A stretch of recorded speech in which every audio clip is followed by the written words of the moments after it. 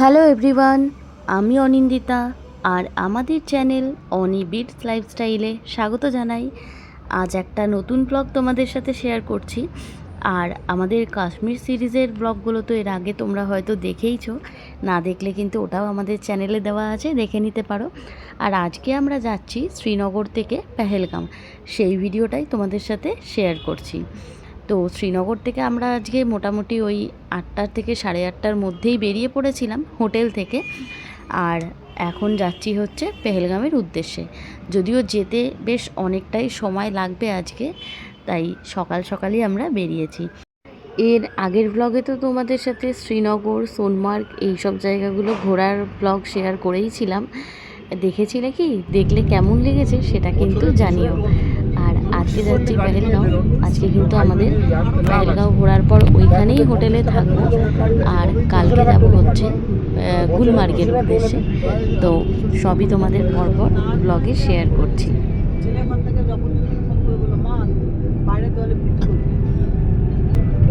আচ্ছা, এইবার ভেতরে সব বার্জারের ভেলভেট কালার। আর আজকে কিন্তু আমরা আমাদের হোটেল থেকেই ব্রেকফাস্ট করেই বেরিয়েছিলাম। মানে সকাল সকাল উঠেই রেডি হয়ে একেবারে ব্রেকফাস্ট করে আমরা বেরিয়ে পড়েছি। কারণ আজকে বেশ অনেকটা রাস্তায় যেতে হবে, তাও মাঝখানে অনেক জায়গাতেই আমরা টুকটাক দাঁড়াবো, তখন কিছু না কিছু স্ন্যাক্স তো খাবোই।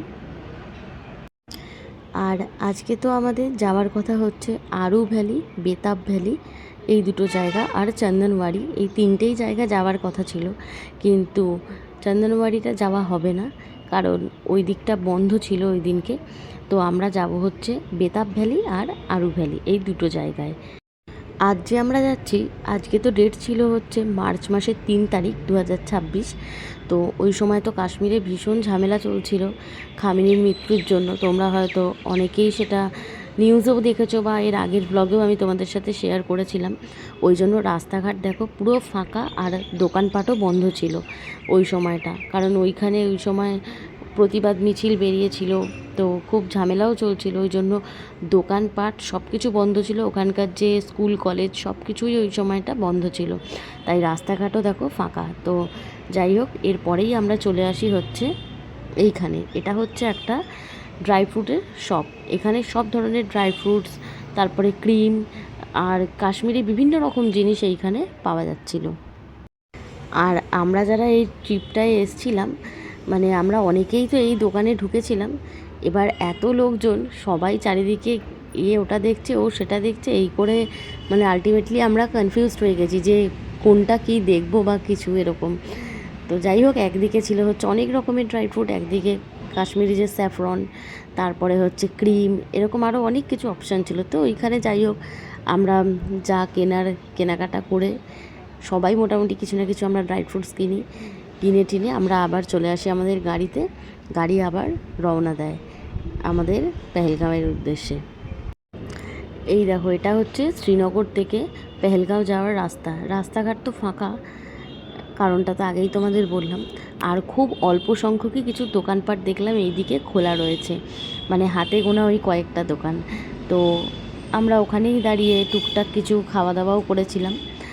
আর এরপর আবার যাচ্ছি, কারণ যেতে তো অনেকটা সময় লাগবে।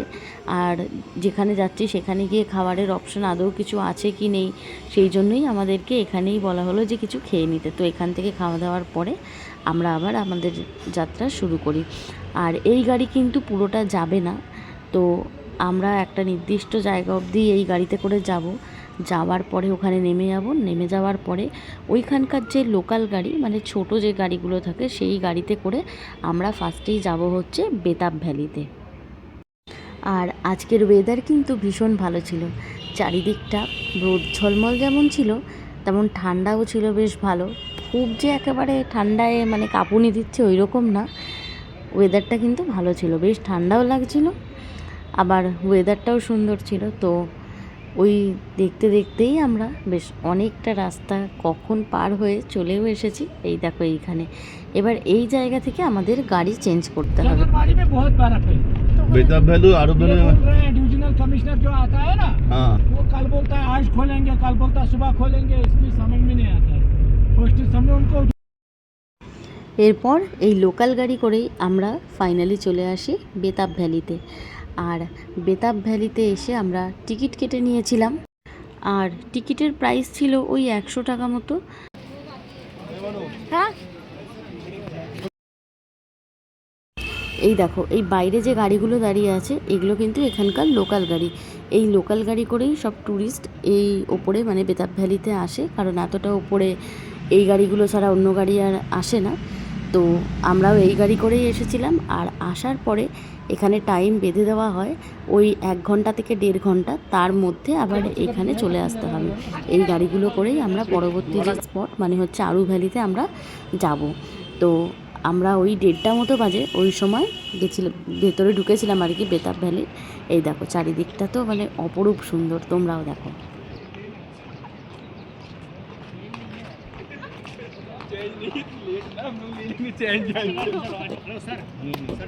नहीं एक पैदल नहीं चल सकेगा ना। नहीं दादा, এই তো এইমাত্র এই দেখো এইমাত্র তোমরা যে দেখলে চেয়ার টাইপের রয়েছে এই গাড়ি, এগুলো গাড়ি মতো মানে চেয়ারের মতো করা আছে, বসলে ওরা ঠেলে ঠেলে নিয়ে যাবে। যারা ভেতরে মনে হচ্ছে যে হাঁটতে পারবে না তো এইভাবেও ভেতরে কিন্তু যেতে পারে। আমরা যদিও হেঁটেই যাব।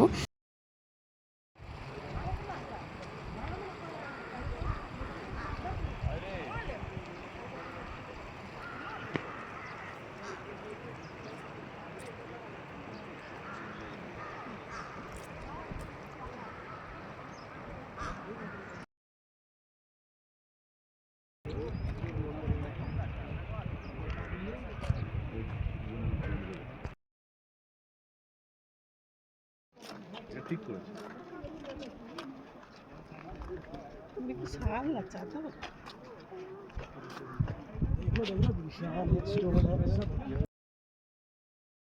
আর এটা হচ্ছে গেট থেকে ঢোকার পরে পরের জায়গাগুলো।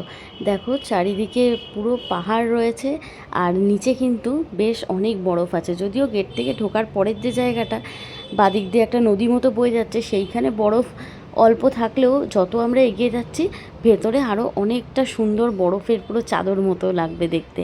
তোমাদের দেখাচ্ছি পরপর। এই দেখো এটা একটা ব্রিজ মতো করা আছে, এখান থেকে ভীষণ সুন্দর চারিদিকের ভিউটা লাগে, তাই এখানে দাঁড়িয়ে বেশ ছবি টবিও তোলা যায়। আর এই ব্রিজে দাঁড়িয়ে চারিদিকটা দেখতে কিন্তু খুব সুন্দর লাগে। ব্রিজের একদিকে দাঁড়িয়ে দেখলে পুরো ওদিকটা পাহাড় দেখা যাবে, আর এই দিক থেকে দেখলে নিচে পুরো নদী যাচ্ছে আর গাছ দিয়ে ঘেরা, মানে ব্রিজের দুদিক থেকে দুরকম ভিউ।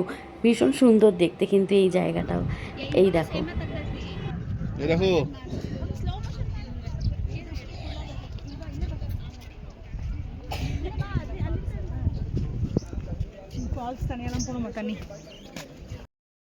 এই বেতাব ভ্যালি জায়গাটা ভীষণ সুন্দর।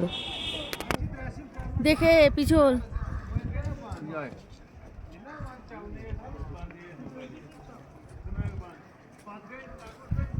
আর এইখানেই কিছু কিছু জায়গা রয়েছে যেখানে হয়তো বরফটা গলে জল হয়ে গেছে আর জায়গাটা পুরো পিছল হয়ে গেছে। তো যেতে যেতে কিন্তু বেশ স্লিপও করছে পা, তো সাবধানে যেতে হবে আর কি, এরকম পরিস্থিতি।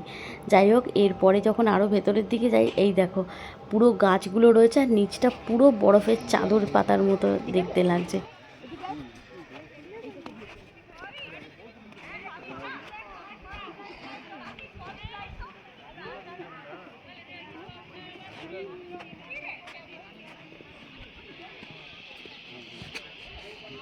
আর এই বেতাব ভ্যালি জায়গাটা এত সুন্দর জায়গা, মানে ভীষণ ভালো লাগছিল চারিদিকটা দেখতে। এখানে তো তোমরা জানোই যে বেতাব সিনেমা শুটিং হয়েছিল, তারপরের থেকেই এই জায়গাটার নাম দেওয়া হয় বেতাব ভ্যালি, মানে এই ভ্যালিটার আর কি ভেতরে পার্ক মতো করা। খুব সুন্দর জায়গাটা, পুরো বরফে বরফ, এখানটা এত ভালো লাগছিল। এই বেতাব ভ্যালির চারিদিকটা তোমাদের একবার দেখাচ্ছি, তোমরাও দেখে নাও।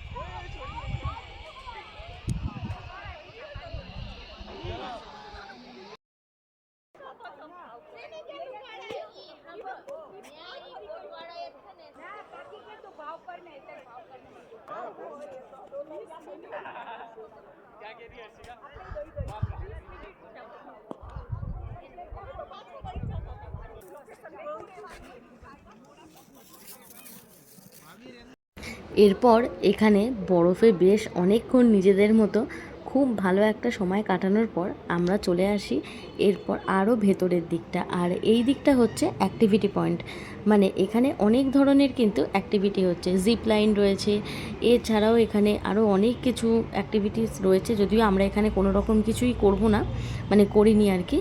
তো এই দেখো এই দিকটা কিন্তু পাহাড়ের ওই ওপরের দিকটাও যাওয়া যায়, সেই ব্যবস্থাও রয়েছে। তো আমরা ওদিকটা আর যাইনি, আমরা এদিকেই ছিলাম। আর এই জায়গাটা এতটাই সুন্দর, মানে এতটা যে আমরা এসেছি হেঁটে হেঁটে, এতেই যেন একেবারে চারিদিকটা দেখে মন ভরে গেছে। তাই এরপরে আর ওইদিকে যাব না। আর এদিকেই যেহেতু বরফ রয়েছে তাই আমরা আর ওদিকে শুকনো রয়েছে বলে যাইনি, টুকটাক সামনেটা একটু গেছি।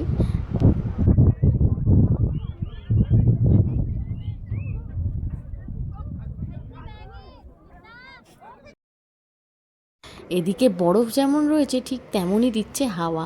তোমরা তো হাওয়াটা শুনতেই পেলে, মানে এত হাওয়া দিচ্ছে, তার মধ্যে বেশ তখন ঠান্ডাও লাগছে। আর বরফ নিয়ে ছোড়াছুড়ি করার পর হাতগুলোও যেন জমে গেছে।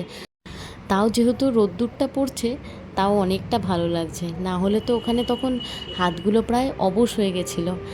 কিন্তু এত ভালো লাগছে, ওই তখন কি আর বরফ নিয়ে খেলার এই চান্স মিস করা যায়? তাই বেশ অনেকক্ষণ ঠান্ডা লাগলেও এখানে বরফ নিয়ে খেলে আনন্দ টানন্দ করার পরে আমরা এবার আস্তে আস্তে বাইরের দিকে যাচ্ছি। মানে এরপর তো আমাদের যেতে হবে আরু ভ্যালি।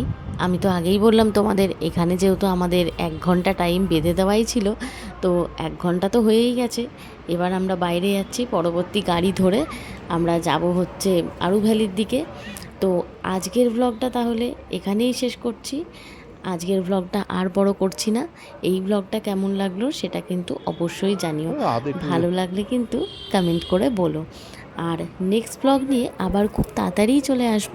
নেক্সট ব্লগে তোমাদের সাথে শেয়ার করব আমরা এই পেহেলগাম থেকে এলাম হচ্ছে বেতাব ভ্যালি। আজকে তো ব্লগে এটা দেখেই নিলে, বেতাব ভ্যালি থেকে যাব হচ্ছে আরু ভ্যালি। আর কোথায় কোথায় গেলাম সেইটা নেক্সট ব্লগে তোমাদের সাথে শেয়ার করছি। তো নেক্সট ব্লগ দেখতে হলে কিন্তু চ্যানেলটা এখনই সাবস্ক্রাইব করে দিয়ে ফলো করে দিও। নেক্সট ব্লগ খুব তাড়াতাড়ি তোমাদের সাথে শেয়ার করব। Thank you.